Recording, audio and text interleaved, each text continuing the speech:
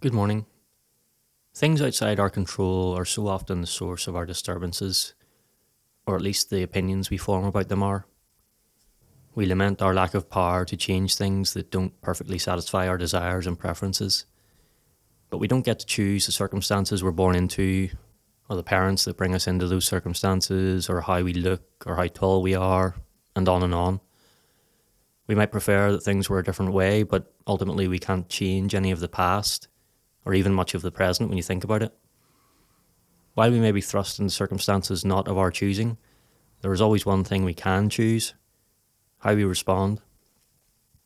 We're called forth each day to do our best with the tools we've been given, to see what we can make out of what we find ourselves having to bear. In his essay of Providence, Seneca tells us that the circumstances we find ourselves in are much less important than how we deal with those circumstances.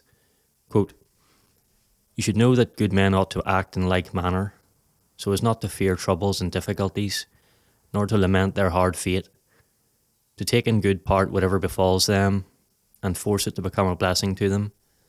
It does not matter what you bear, but how you bear it." End quote. If we can meet our challenges with the open arms of courage, then we can effect positive change for ourselves and show that how we respond is of greater importance than what we're responding to. What this doesn't mean is blindly persisting in hopeless or dangerous situations, however. Contrary to some interpretations, Stoics are not averse to avoiding adversity if they judge it to be the best course of action. As Seneca also wrote in his 67th letter to Lucilius, the conclusion is, not that hardships are desirable, but that virtue is desirable, which enables us patiently to endure hardships.